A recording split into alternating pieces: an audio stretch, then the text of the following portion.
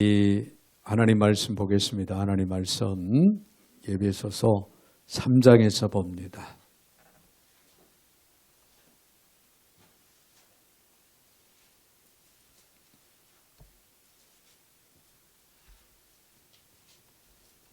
(3장) 1절부터 10절까지 제가 받들어 봉독에 올립니다. 이러므로 그리스도 예수의 일로 너희 이방인을 위하여 갇힌 바 된 나 바울이 말하거니와 너희를 위하여 내게 주신 하나님의 그 은혜의 경륜을 너희가 들었을 터이라. 곧 계시로 내게 비밀을 알게 하신 것은 내가 먼저 간단히 기록함과 같으니 이것을 읽으면 내가 그리스도의 비밀을 깨달은 것을 너희가 알 수 있으리라. 이제 그의 거룩한 사도들과 선지자들에게 성령으로 나타내신 것 같이 다른 세대에서는 사람의 아들들에게 알리지 아니하셨으니 이는 이방인들이 복음으로 말미암아 그리스도 예수 안에서 함께 상속자가 되고 함께 지체가 되고 함께 약속에 참여하는 자가 됨이라. 이 복음을 위하여 그의 능력이 역사하시는 대로 내게 주신 하나님의 은혜의 선물을 따라 내가 일꾼이 되었노라. 모든 성도 중에 지극히 작은 자보다 더 작은 나에게 이 은혜를 주신 것은 측량할 수 없는 그리스도의 풍성함을 이방인에게 전하게 하시고 영원토록 만물을 창조하신 하나님 속에 감추어졌던 비밀의 경륜이 어떠한 것을 드러내게 하려 하심이라. 이는 이제 교회로 말미암아 하늘에 있는 통치자들과 권세들에게 하나님의 각종 지혜를 알게 하려 하심이니. 아멘. 10절까지 봉독해 올렸습니다. 사랑의 주님, 감사와 영광과 찬양을 올려드립니다. 오늘도 어김없이 이들 사랑 가운데 불러주시고 말씀 앞에 세워주시는 주님, 오늘도 주시는 말씀 잘 받게 하여 주옵소서. 마음에 깊이 새기게 하여 주옵소서. 삶의 지표로 삼고 날마다 말씀을 쫓아 행하게 하여 주옵소서. 오늘도 부족한 종의 입술을 주관하시고 사용하시되 우리 하나님 홀로 영광을 받아 주옵소서.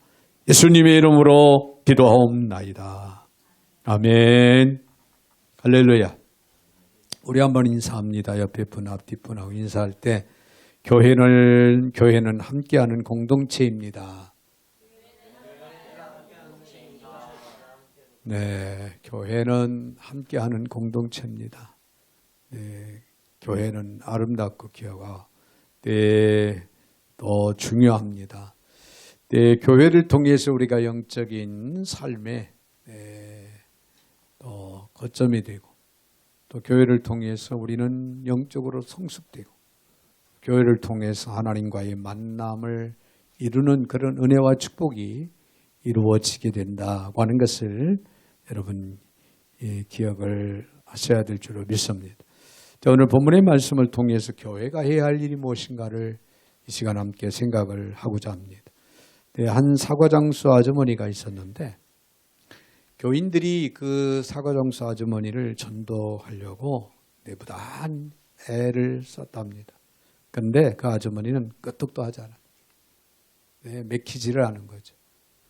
그러던 아주머니가 어느 날 옷을 아주 잘 차려입고 주일날 예배를 드리기 위해서 교회를 찾은 거예요.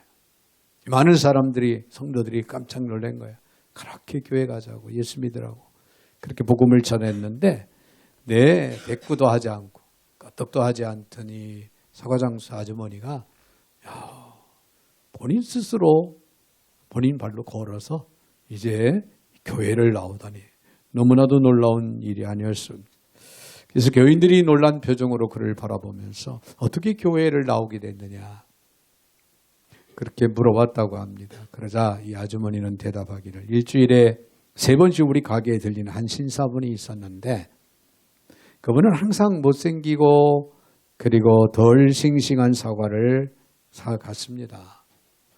너무 미안해서 사과를 몇 개 주었더니 때 손사래를 치면서 거절을 했어요. 지금 당장 먹을 것이기 때문에 좀 썩은 것도 괜찮습니다. 그 대신에 남들에게 싱싱하고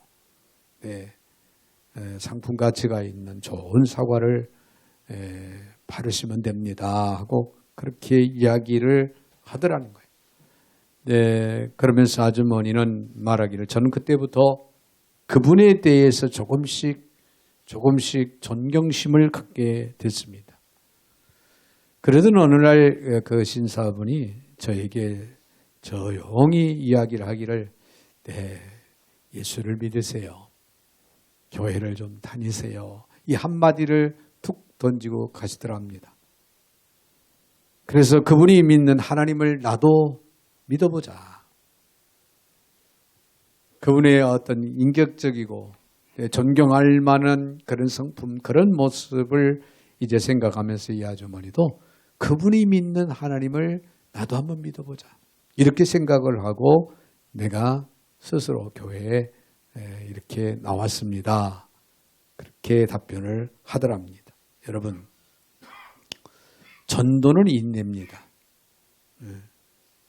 인내예요. 전도는 희생입니다. 내가 희생하지 않고 한 영혼을 주님께로 인도한다? 쉽지 않은 얘기입니다. 전도는 명사가 아니라 동사다. 마음을 감동시키어야만이 열매가 맺는다 그런 얘기예요. 할렐루야. 상대방의 마음을 감동시킬 수 있는 말, 이런 행동, 이런 언행이 보여져야 내 많은 사람들의 마음이 움직인다. 그런 얘기예요. 희생과 실천이 없으면 전도도 없다. 여러분, 이런 마음, 이런 생각을 언제나 갖고 실천하고 살아가야 될 줄 압니다. 마태복음 5장 16절에 이같이 너희 빛이 사람 앞에 비치게 하여 그들로 너희 착한 행실을 보고 하늘에 계신 아버지께 영광을 돌리게 하라. 그런 말씀이 기록이 되고 있습니다. 너희의 착한 행실. 여러분, 한 영혼을 불쌍히 여기고 한 영혼을 살리고자 하는 이런 마음을 가지고 우리는 언행일치를 이루어 본을 보이고 덕을 세워야 합니다. 그럴 때 여러분 사람의 마음을 움직일 수 있는, 그래서 열매가 맺힐 수 있는 길이 열리게 된다. 자, 오늘 본문의 말씀을 보면은 그 당시 에베소는요, 소아시아의 상업적인 정치적인 그런 중심지로서 매우 영향력 있는 그런 도시였습니다. 바울은 이 사역을 시작한 이후에 가장 오랫동안 머무르면서 복음을 전하고 기도하면서 예배했던 곳이 바로 예배소서. 예배소에 오랫동안 머물러 있던 그런 기억을 우리가 떠올릴 수가 있는데요. 바울은 그 예배소 교회를 기억을 하면서 로마의 압제를 받고 있는 이 예배소 교회가 로마의 지배 아래 무릎을 꿇는 교회가 돼서는 안 되겠다. 절대적으로 무릎을 꿇지 않고 오히려 복음을 드러낼 수 있어서 영광스러운 교회가 되기를 간절히 기대하는 마음으로 지금 옥중에서 기도하면서 예배소를 향한 편지를 쓰고 있는 겁니다. 그런 내용이 오늘 본문에 기록이 되고 있어요. 자, 특별히 예배소 3장에는요. 교회의 본질을 드러내는 몇 가지 단어가 중요한 단어가 나오는데요. 이 단어를 중심으로 오늘 교회가 해야 할 일이 무엇인가를 우리가 생각을 해보고자 합니다. 여러분, 교회가 해야 할 일이 뭘까요? 우리 한수만 교회가 이 시대에 해야 할 일이 무엇일까? 여러분, 뭐라고 생각이 됩니까? 근데 우리가 먼저 본문을 통해 생각할 수 있는 교회는 복음의 비밀을 알아야 된다는 거예요. 할렐루야. 저 오늘 본문의 3절에 있는 말씀을 봅니다. 3절에 보면 곧 계시로 내게 비밀을 알게 하신 것은 내가 먼저 간단히 기록함과 같으니, 그런 말씀이 나옵니다. 이 계시로 내게 비밀을 알게 하신 것, 즉 하나님이 나에게, 즉 바울에게 알게 하신 비밀이 있다는 거예요. 그 복음의 비밀. 4절에서 바울은 이것을 읽으면 그리스도의 비밀을 내가 깨달은 것을 너희가 알 수 있다. 내가 깨달은 것처럼 너희도 알 수 있다. 바울이 깨달았다고 고백하는 이 비밀은 도대체 무엇일까요? 한마디로 말하면 교회를 말합니다. 교회. 바울 사도는 인생의 가장 숭고한 비밀이 두 가지가 있다고 이야기를 하는데요. 첫 번째 비밀은 복음의 비밀이라는 거예요. 복음의 비밀. 이 복음을 통해서, 즉 예수 그리스도를 통해서 사람들이, 많은 영혼들이 구원을 받는다는 것, 이것은 세상이 모르고 있는 비밀이에요. 이 복음의 비밀을 아는 자는 예수를 믿게 되고, 예수를 믿으면 구원을 받게 됩니다. 할렐루야. 이게 첫 번째 바울이 말하는 비밀이고요. 두 번째 비밀은 복음을 수용한 사람들의 모인 공동체, 이 공동체인 교회가 비밀이다. 그런 얘기예요. 할렐루야.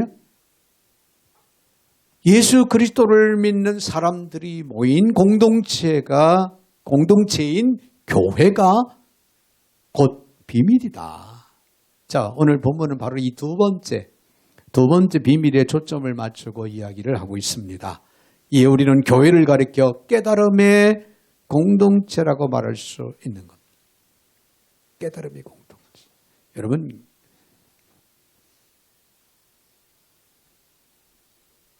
바울은 에베소서에서 비밀이라는 단어를 많이 씁니다. 단어를 많이 썼는데 골로새서에도 비밀이라고 하는 말을 또 쓰고 있는데요. 바울은 골로새 1장 26절에서 이 비밀은 만세와 만대로부터 오므로 감추었던 것인데 이제 그의 성도들에게 나타났다라고 그렇게 기록을 하고 있습니다. 비밀이란 말은 헬라어로 무스테리온이라고 하는데요. 이 말은 무슨 뜻이냐면 계속 숨겨져야 할 비밀이 아니라 꼭꼭 숨겨두고 싶은 비밀이 아니라 자랑하고 싶은 비밀이라는 거예요. 자랑하고 싶은 비밀. 감추어 두고 싶은 비밀이 아니라. 여러분, 비밀하면 어때요? 비밀은 상대방을 모르게 하죠. 그렇죠? 감춰버리죠. 비밀이 있다. 말을 안 해요. 비밀. 이런 비밀을 말하는 것이 아니라 또 다른 비밀이 있다는 거죠. 어떤 비밀? 드러내는 비밀. 많은 사람들이 모르고 있는 비밀을 들춰내는, 알려주는 것, 이야기해주는 비밀. 그런 비밀이 있다. 네. 오늘 성경의 무스테리온은 후자를 말합니다. 들춰내 보여주고 싶은 비밀. 어떤 성경학자는 이 무스테리온을 가리켜서 공공연한 비밀, 나타난 비밀이다. 그렇게 번역을 하기도 했습니다. 자, 예수님이 내 구주가 되시고 내가 구원받은 것, 내가 하나님의 자녀가 된 것은 공공연한 비밀이자 이제는 당연히 드러내야 할, 자랑을 해야 할, 증거해야 할 그런 비밀이다. 그런 얘기입니다. 이해가 되시면 아멘. 자, 그런데 어떤 사람은 교회 출석을 잘하는데 삶의 변화가 없어요.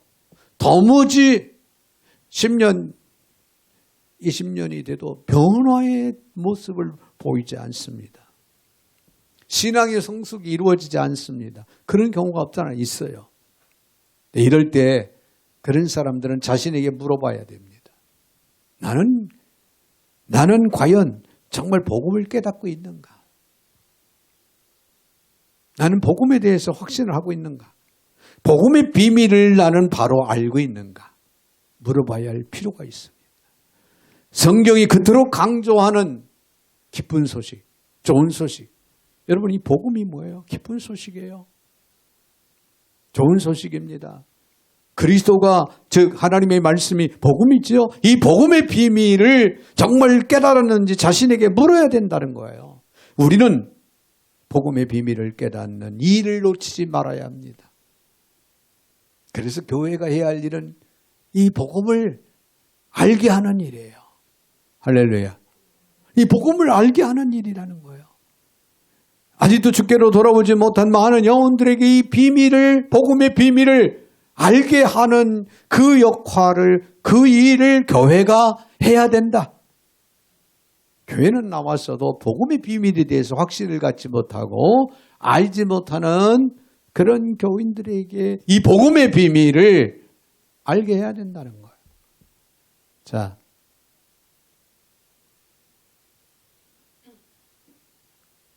오늘 말씀을 잘 귀담아 들어야 돼요. 기타 좀 끄세요. 자, 그런가 하면은 더 나아가서는 교회는 함께 해야 된다는 거예요. 함께 해야 된다는 거. 오늘 본문의 6절에 있는 말씀을 봅니다. 이는 이방인들이 복음으로 말미암아 그리스도 예수 안에서 함께 상속자가 되고 함께 지체가 되고 함께 약속에 참여하는 자가 됨이라. 그런 말씀이 기록하고 있죠. 여러분, 여기서 함께 하는 단어가 나오는데요. 성전에도요. 이방인의 뜰까지만 접근하고 그 이상 나오는 것이 금지되어 있던 이방인들이 있었어요. 성전 뜰까지만 접근하고 그 안으로 성전 안으로 들어올 수 없는 당시의 이방인들. 여러분들은 지금 성전 안에 들어와 있죠. 할렐루야. 왜 들어와 있습니까? 하나님과의 만남을 이루고자. 여러분 졸기 위해서 들어온 거 아니에요. 딴 생각하기 위해서 들어온 거 아닙니다. 잠자기 위해서 들어온 게 아니에요. 하나님, 전능하신 하나님, 무소부재, 무소불능, 만물을 창조하시고 주관하시고 섭리하시는 그 하나님을 만나고 그 하나님께 경배와 찬양 올려드리고 예배하기 위해서 여러분들은 교회에 온 거예요. 성전에 들어와 있다는 거예요. 근데 당시에는 이방인들은 성전 뜰까지만 갈 수 있었어요. 그러더니 이방인들이요.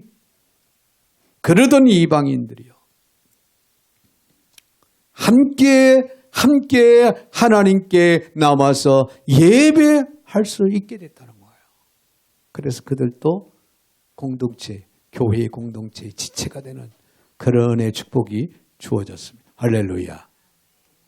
그리고 함께 천국에 대한 소망을 갖고 천국에 대한 약속을 받고 천국에 대한 소망 가운데 살아갈 수 있는 천국 백성이 됐다. 그들이 이방인들이 함께 하늘나라의 상속자로서 이제는 상급을 받고 유업을 분배받을 수 있는 그런 축복이 이방인들에게 주어졌다는 거예요. 놀라운 일이 아닐 수가 없습니다. 이방인들에게도 이런 특권이 주어진 것입니다. 즉 이방인들이 예수를 안 믿는 사람들이, 안 믿었던 사람들이 하나님을 믿고 살던, 하나님을 모르고 살던 그런 사람들이 이제는 복음을 듣고 깨달으면 그리스도 예수 안에서 하나님의 상속자가 되어진다고 하는 것. 그래서 그리스도의 후사가 되는 것. 할렐루야. 함께 하나님이 예비하신 놀라운 공동체의 지체가 된다는 것. 하나님의 놀랍고 위대한 약속에 참여하고 누리는 천국의 복을 누리는 그런 복을 얻게 된다는 것. 이런 은혜, 이런 축복이 주어진다는 것이에요. 여러분, 유대인의 입장에서는 이방인들이 자기들과 함께 복음을 듣고 하나님의 백성이 된다는 거 받아들이기 힘든 그런 상황이었겠죠. 왜냐하면 유대인들은 오랜 세월 동안 잘못된 선민의식의 쇠뇌돼서 이방인들을 인정을 안 했어요. 이방인들은 선민이 아니다. 무시하고 개취급을 했습니다. 잘못된 선민의식 때문에 그랬어요. 그러나 나만 하나님의 선택한 백성이고 너희들은 아니야 라고 생각하면서 선을 긋고 담을 쌓은 그릇된 선민의식, 이런 의식을 가져서는 안 됩니다. 우리는 함께입니다. 할렐루야. 네, 거기에는 지식인도 있고 또 배우지 못한 사람도 있고 환경 여건이 월등하게 나은 사람도 있고 그렇지 못한 열악한 환경 속에 살아가는 사람도 있고 잘난 사람도 있고 좀 부족한 사람도 없잖아. 있을 수 있습니다. 그러나 그리스도 안에서는 함께입니다. 할렐루야. 함께하는 공동체라는 거죠. 이런 선민의식으로 우리는 바뀌어져야 된다는 거예요. 당시 유대인들은 이방인들을 거의 상대하지 않았어요. 취급을 하면서. 네. 더 심하게 이방인들은 원수처럼 여겼던 유대인들. 그것이 그릇된 잘못된 선민의식의 결과였다는 거예요. 그러나 놀랍게도 이 이방인들이 복음을 듣고 하나님의 성전에 들어오게 됩니다. 하나님의 백성으로 그리스도의 후사가 되어서 영원한 나라를 소망하면서 살아가는 그런 축복이 그들에게도 주어졌다는 거예요. 할렐루야. 유대인과 이방인 사이의 견고한 벽이 이제 무너지고 그들이 한 교회 안에서 한 지체가 되고 놀라운 사건이 이제 일어나기 시작했다는 거예요. 그래서 사도 바울은 에베소 2장 14절에서 그는 우리의 화평이신 자 둘로 하나를 만드사 중간에 막힌 담을 허사, 그런 말씀이 기록이 되고 있죠. 여기서 예수님은 우리의 화평이시라고 그래요. 예수 그리스도가 가로막힌 죄악의 담을 허시고 이방인과의 선민과의 가로막힌 죄의 담도 헐으셨습니다. 그래서 둘 하나로 만들고, 여기서 둘은 이방인과 유대인들을 말하는 거예요. 자, 그리고 19절에 오늘 19절을 쭉 내려가서 보면은, 그러므로 이제부터 너희가 외인도 아니요 손도 아니요 오직 성도들과 동일한 시민이요 하나님의 권속이다 그랬습니다. 하나님의 권속. 그러므로 이제부터 너희는 외인, 낯선 사람, 손님이 아니라는 거예요. 천국의 시민권을 받은 천국 시민이라는 거예요. 할렐루야. 할렐루야. 천국 시민권. 한 걸음 더 나아가 하나님의 권속이라는 말씀입니다. 다시 말해 이것은 하나님의 가족이라는 거예요. 하나님의 식구라는 얘기예요. 여러분, 교회에서 교인들과의 관계 속에 식구라고 하는 의식이 여러분 갑니까? 의식이 됩니까? 그렇습니다. 외로움에 목말라 하는 이웃들에게 자신의 비밀을 나누어도 냉대하지 않고 냉대받지 않고 치유받고 사랑받을 수 있는 곳, 그것이 바로 교회가 돼야 돼요. 우리 한소만 교회가 해야 할 일이 무언가를 생각하자는 거예요. 생각해야 된다는 것. 그리고 이 일을 실천해야 된다는 거예요. 할렐루야.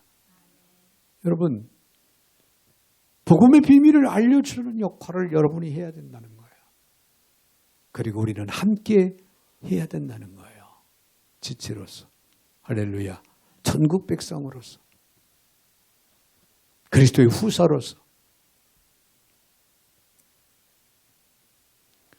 그래서 교회는 함께하는 공동체가 되어야 된다는 거 잊지 마시기 바랍니다. 더 나아가서는요, 교회는 복음을 전해야 된다는 거예요. 증거해야 된다는 거예요. 교회가 해야 할 일이 그렇습니다. 오늘 본문의 7절에 있는 말씀을 보면은 이 복음을 위하여 그의 능력이 역사하시는 대로 내게 주신 하나님의 은혜의 선물을 떤 내가 일꾼이 되었노라. 일꾼이 되었다. 구원이 은혜인 것처럼, 구원이 은혜인 것처럼 구원의 복음을 증거하는 일꾼이 된 것. 그 은혜의 선물이라고 바울은 고백을 합니다. 은혜의 선물을 왜 받았어요? 증거하라고. 할렐루야.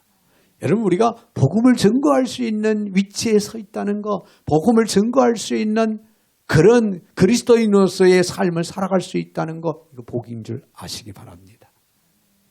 복이에요. 나는 그 말은 무슨 말이에요? 그리스도의 복음에 대해서 알고 있다는 거고 나는 믿는다는 거예요. 그게 구원받은 백성이라는 거예요. 여러분 영원한 나라 천국의 시민권을 가진 자라고 하는 그런 얘기입니다. 그런 얘기. 네, 몽골에 가서 선교하려면 선교사님들은요, 비자가 있어야 돼, 비자. 비자가 없으면은 거기 오랫동안 체류할 수가 없다는 거예요. 1년 비자를 내는데 우리나라 돈으로 800만 원을 주고 비자를 낸답니다. 사는 거죠, 쉽게 말하면. 2년, 3년, 4년, 5년, 10년 있다고 생각해봐요. 돈이 얼마나 들어가겠어요? 몽골이 시민권이 없으니까 체류할 수 있는 비자를 마련하기 위해서 돈이 투자가 돼야 됩니다. 미얀마에서는 3개월 이번에 지진이 7.7 강도의 지진이 나서 엄청난 피해를 지금 당하고 있는데 미얀마에서는 3개월 되면 나와야 돼. 나왔다가 이웃나라 갔다가 다시 들어가요.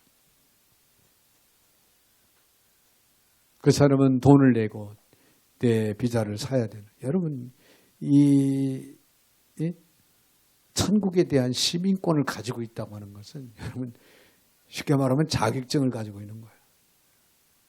지금 이 시대는 자격증 시대라. 좀 실력이 부족해도 자격증이 있으면 인정을 해줘요. 근데 우리는 천국 백성으로서 시민권을 가지고 있다고 하는 것은 엄청난 자격을 얻은 그런 그리스도인들이라고 하는 사실. 이런 위치에서 우리가 지금 그 복음을 전하고 있다고 하는 것, 증거할 수 있다고 하는 것은 엄청난 복이다. 그런 얘기예요. 사도 바울은 이 구원의 복음을 증거하는 일꾼이 됐다고 하는 것에 대한 자부심, 고마움, 감사한 마음이 넘쳐나고 있는 거예요. 그래서 바울은 그의 일꾼됨을 감사하면서 그 직분을 아주 고귀하게 여기면서 가장 존귀하게 생각을 하고 있는 거예요. 내가 동료들에게, 이웃들에게, 형제들에게 복음을 증거할 수 있다고 하는 것, 증거할 수 있는 일꾼이라고 하는 증인이라는 사실, 여러분 고귀하게 생각을 할 수 있는 지혜가 있어지기를 바랍니다. 그 직분을 위해 자신의 온 생애를 불살리자. 이제 이것이 그가 새롭게 인생을 사는 이유가 됐다는 거예요. 여러분 왜 삽니까? 물어봤을 때 우리 그리스도인들은 주 안에서 거듭난 백성들로서 내가 살아야 할 이유가 생겨나서 산다. 그 이유가 뭘까요? 우리는 이 땅에서 하늘의 시민권을 가진 그리스도인으로서의 복음을 증거하기 위해서 난 존재한다. 오늘도 내일도. 이런 삶을 우리는 살아가는 지혜가 우리에게 있어지기를 바랍니다. 오늘 본문의 8절에 있는 말씀, 모든 성도 중에 지극히 작은 자보다 더 작은 자에게 이 은혜를 주신 것은 측량할 수 없는 그리스도의 풍성함을 이방인들에게 전하게 하시기 위함이다. 바울은 하나님이 자기를 복음의 일꾼을 삼으신 것을 측량할 수 없는 그리스도의 풍성함을 이방인들에게 전하게 하시기 위해서라고 그렇게 고백을 하고 있습니다. 이는 오늘 교회가 세상을 향해 무엇을 전해줘야 하는가를 우리에게 잘 보여주고 있는 그런 말씀입니다. 여기서 그리스도의 풍성이라고 하는 것은 모든 사람을 구원하기에 충분한, 할렐루야, 잘난 사람, 못난 사람, 우리나라뿐이 아니라 전 세계의 모든 국가들, 동족들, 그들을 구원의 길로 인도하기에 충분하다는 거예요. 충분하다.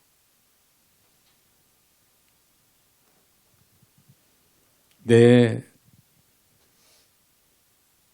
그리고 그것을 측량할 수 없다라고 하는 것은 구원의 복음이 그만큼 신비롭고 놀라운 것이라는 거예요. 여러분, 복음이 증거되는 곳에 사람들이 변화를 됩니다.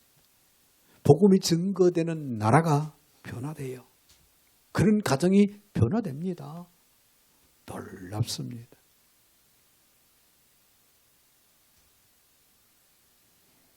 누구나 그리스도를 믿기만 하면 구원을 주는 복음, 믿는 모든 사람을 하나로 결속시키는 복음, 아무리 많은 사람이라도 믿는 모든 것을, 모든 자를 구원할 수 있는 복음.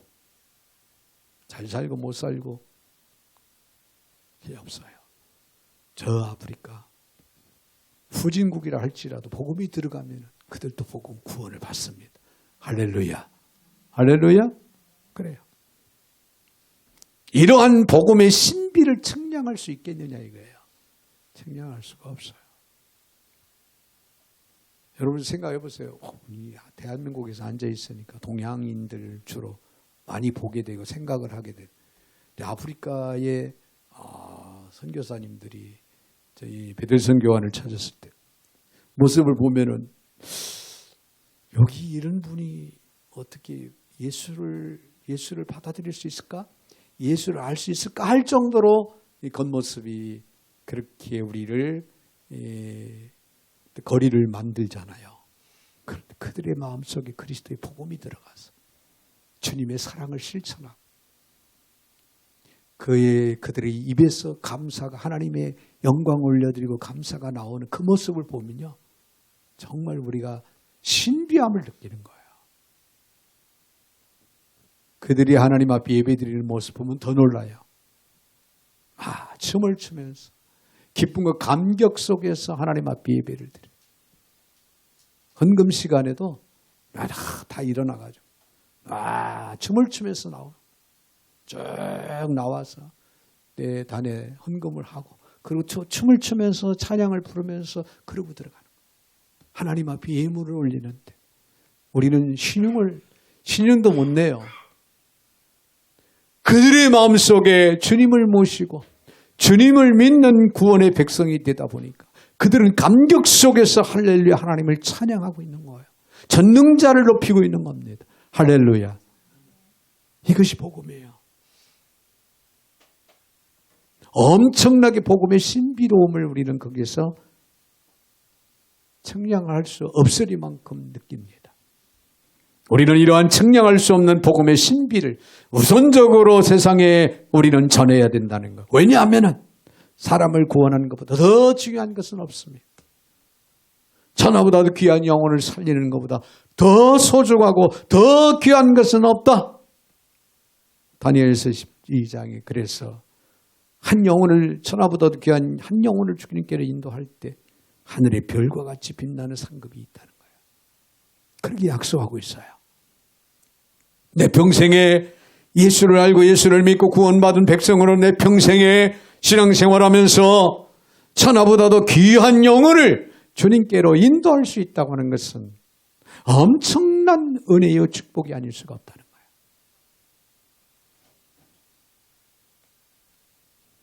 오늘 8절, 9절, 10절에서 이 그리스도의 풍성함을 드러내는 그런 말씀의 내용이 쭉 기록이 됩니다. 여러분, 복음은요, 퍼내고 또 퍼내고 또 퍼내고 또 퍼서 전달하고 전달해도 결코 마르지 않는 샘물이 복음의 비밀입니다. 할렐루야. 그래요. 땅 끝까지입니다. 만민에게 복음이 증거돼도 마르지 않는 샘물이 진리예요. 이 풍성함을 전하고 드러내고 알게 하려 하십니다. 그렇습니다, 여러분. 이것이 바로 오늘 교회가 지니고 있는 위대함이라는 거예요. 자, 여러분, 우리가 환경을 보세요. 얼마나 맘모스 같은 예배당을 가지고 있는가. 얼마나 많은 성도들이 수백 명, 수천 명, 수만 명이 모여 있는 그런 교회인가. 그것도 중요하겠지만 우리는 그보다도 더 엄청난 위대한 축복을 지니고 있다는 거야. 우리 교회는 복음이 있습니다. 할렐루야. 근데 이것을 우리 가슴 속에 품고 그냥 그대로 있으면 그 위대함이 드러나지 않습니다. 복음은 증거돼. 알게 해야 됩니다. 복음의 위대성을 보여줘야 됩니다. 교회는. 그리고 이것을 나 아닌 이웃에게 증거할 수 있는 그런 교회가 진정한 위대한 교회로 제 자리매김을 이룰 수 있다고 하는 것을 잊지 마시기를 바랍니다. 사랑하는 여러분, 이것이 교회가 존재하는 이유라고 하는 사실을 우리는 확신하고 믿으시기 바랍니다. 이런 영광스러운 소식을 선포하는 교회 공동체의 일원이 된 것을 또한 우리는 영광스럽게 또 생각할 수 있는, 그래서 하나님 앞에 찬양으로 감사함으로 영광을 올려드릴 수 있는 저와 여러분이 되셔야 될 줄로 믿습니다. 그리고 더 이상 교회에 이제는 우리는 구경꾼이 되지 마시기 바랍니다. 교회의 지체로서. 아무튼 우리는 교회 공동체의 가족으로서 일어나서 이 영광스러운 복음의 비밀을 전하고 증거하는 이런 삶을 우리의 삶의 현장에서 살아가야 된다라고 하는 사실을 기억을 하면서 신실하게 실천하고 또 헌신할 수 있는 저와 여러분이 되시기를 주의 이름으로 축원을 드립니다. 거룩하신 하나님 감사합니다. 오늘도 사랑 가운데 저희들을 불러주시고 또 귀한 말씀으로 무장시켜 주시고 세워주시니 감사를 드립니다. 이제 하나님의 선택을 받고 부르심을 받은 하나님의 백성 자녀로서 교회의 지체로서 교회의 가정으로서 우리 모두가 이제 이 그리스도의 풍성한 복음의 비밀을 증거하는 일에 우리가 마음을 열고 앞장서 나아가 증거할 수 있는 삶이 우리의 삶 가운데서 이루어지게 하여 주셔서 우리 하나님께 큰 영광이 되고 기쁨이 되게 하여 주옵소서. 예수님의 이름으로 축복하며 기도하옵나이다. 아멘.